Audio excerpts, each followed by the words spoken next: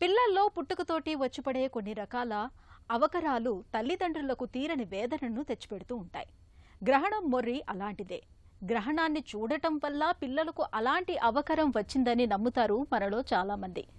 నిజానికి గ్రహణం మొర్రికి గ్రహణం చూడటానికి ఎలాంటి సంబంధం లేదు. గర్భంలో బిడ్డ పెరుగుతున్నప్పుడు జన్యుపరమైన అంశాలు ఇతరాత్ర కారణాల మూలంగా పై పెదవిలో చీలిక ఏర్పడుతూ ఉంటుంది. ఒకప్పుడైతే ఈ లోపం విషయంలో చేయటానికి ఏమీ ఉండేది కాదు. కానీ ప్లాస్టిక్ సర్జరీలో ఇవాళ అందుబాటులోకి వచ్చిన చికిత్సల సాయంతో గ్రహణం మొర్రిని చక్కగా బాగు చేయొచ్చు. పిల్లల్లో గ్రహణం మొర్రికి చికిత్స గురించి ఇప్పుడు తెలుసుకుందాం.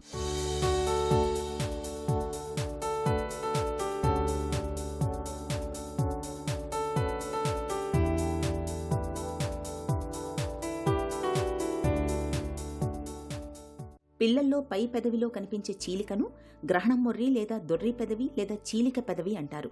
ఇది తల్లి గర్భంలోనే ఏర్పడుతుంది. బిడ్డకు పుట్టుకతోనే ఇది వస్తుంది. జన్యుపరమైన లోపాలు, కణజాలం అభివృద్ధిలో సమస్యల వల్ల శిశువు ఇలాంటి చీలిక పెదవితో జన్మిస్తుంది. వైద్య పరిభాషలో దీన్ని క్లెఫ్ట్ లిప్ అని అంటారు. అంగిలిలో కూడా ఇలాంటి చీలిక ఉంటే దాన్ని క్లెఫ్ట్ ప్యాలెట్ అంటారు. ఈ రెండూ కూడా తల్లి గర్భంలో ఉన్నప్పుడు అసాధారణ కణజాల వృద్ధి వల్ల వచ్చే జన్యుపరమైన ఇబ్బందులుగా చెప్పుకోవచ్చు. ప్రతి 700 మంది పిల్లల్లో ఒకరు ఈ గ్రహణం మొర్రి సమస్యతో పుడుతున్నారని ఒక అంచనా. జన్యుపరమైన లోపాలతో పాటు తల్లి, తండ్రి, మేనమామల్లో ఎవరికైనా ఈ సమస్య ఉంటే అది పిల్లలకు వచ్చే అవకాశం ఉంటుందని చెబుతారు డాక్టర్లు.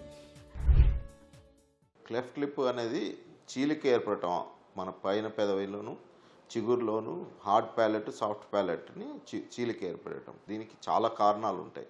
ఒకటి మన జెనెటిక్స్, తర్వాత మన హెరిడిటరీ, తర్వాత మ్యూటేషన్స్ అంటే మన జీన్స్ తప్పు రావటము. సెకండ్ వచ్చి కొన్ని థీరీస్ ప్రకారం కొంతమంది న్యూట్రిషన్ సరిగా లేకపోవడం, ఫోలేట్ డెఫిషియన్సీ, లేదు కొన్ని మందులు వాడటం, ఫిట్స్ మందులు, లేదు కొంతమందికి ఆల్కహాల్ తీసుకోవటము, సిగరెట్, ప్రెగ్నెన్సీలు, ఇవన్నీ కారణాలు ఉంటాయి. ఇవన్నీ థీరీసే. ఎందుకు ఎలా వస్తుంది అనేది ఇంకా ఏం కరెక్ట్గా చెప్పలేము. క్లెఫ్ట్ రకాలు 3 రకాలు ఉంటాయి. ఓన్లీ లిప్స్ అంటే అప్పర్ లిప్ పై పెదవి చీలిక ఉండేదాన్ని కంప్లీట్ ఉండొచ్చు, ఇన్కంప్లీట్ ఉండొచ్చు. దీన్ని గ్రూప్ 1 అంటారు. ఒక సైడ్ ఉండొచ్చు, రైట్ సైడ్ ఉండొచ్చు, లెఫ్ట్ సైడ్ ఉండొచ్చు, 2 సైడ్లు ఉండొచ్చు. దాన్ని బైలేటరల్ క్లెఫ్ట్ లిప్ అంటారు. ఇంకోటి చిగురుతో కూడా చీలిక ఉందనుకో ఆల్వోలస్ క్లెఫ్ట్ అంటారు. ఇది 1A అంటారు. ఇంకోటి గ్రూప్ 2 అనేది ఓన్లీ క్లెఫ్ట్ ప్యాలెట్ అంటే లోపల భాగం మన దవడ లోపల హార్డ్ ప్యాలెట్ కానీ సాఫ్ట్ ప్యాలెట్ కానీ అయితే గ్రూప్ 2 అంటారు. గ్రూప్ 2 అంటే కొంతమందికి మన పెదవి నుంచి వెనక వరకు భాగం వరకు చీలిక ఉండేదాన్ని గ్రూప్ 3 అంటారు. గ్రహణం మొర్రి సమస్య ఉన్న పిల్లలు చాలా తక్కువ బరువుతో ఉంటారు. క్లెఫ్ట్ లిప్ ఉన్న పిల్లలు పాలు సరిగ్గా తాగలేరు. క్లెఫ్ట్ ప్యాలెట్ ఉన్నవారు ఆహారం తీసుకున్నప్పుడు అది ఊపిరితిత్తుల్లోకి వెళ్లే అవకాశం ఉంటుంది. దీంతో చెవులు, ఊపిరితిత్తుల్లో తరచుగా ఇన్ఫెక్షన్లు వస్తుంటాయి. మాట్లాడడానికి కూడా ఇబ్బంది పడుతుంటారు. ఇక పిల్లలు పెరిగే కొద్దీ వారు మిగతా వారితో కలిసి తిరగలేకపోతుంటారు. ఆత్మన్యూనతాభావం ఉంటుంది. ఈ పరిణామాలు చివరికి పిల్లల్లో మానసిక కుంగుబాటును తెచ్చిపెడతాయి. డిప్రెషన్కి గురైన పిల్లలు అందరితో కలిసి ఆడుకోకపోవడం, స్కూల్కు వెళ్లాలంటే ఇబ్బంది పడడం లాంటి సమస్యలు ఎదురవుతుంటాయి. ఈ సమస్యలేవి తలెత్తకుండా ఉండాలంటే గ్రహణం మొర్రికి ఎంత త్వరగా చికిత్స చేయిస్తే అంత మంచిది. గ్రహణం మొర్రి మందులతో నయం కాదు. దీన్ని ఆపరేషన్ ద్వారా మాత్రమే సరిచేయగలరు. క్లెఫ్ట్ లిప్ గ్రూప్ 1 అనుకోండి, ఓన్లీ చీలికతో ఉంది.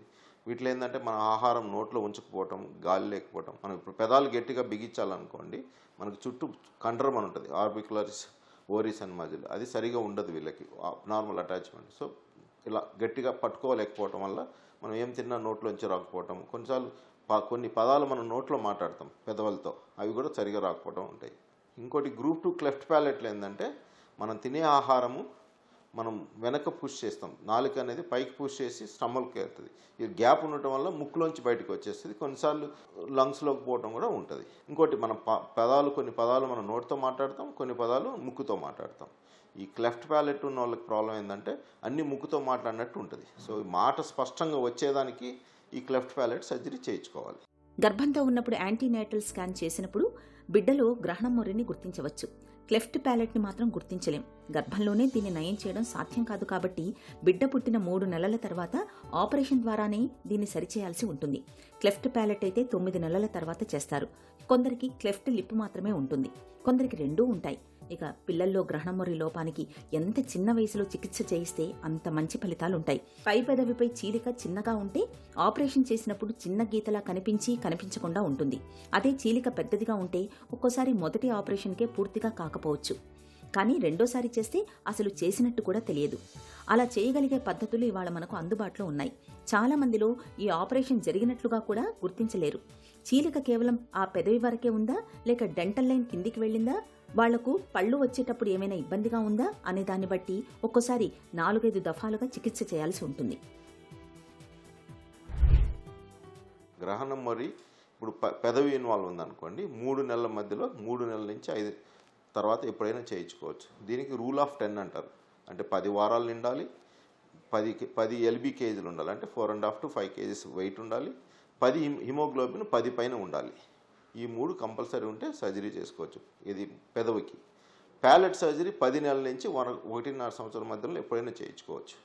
ఈ 10 నెలల తర్వాత ఎందుకు చేస్తామంటే మనకి ఒక స్పీచ్ అనేది మనకి డెవలప్ అవుతుంటుంది.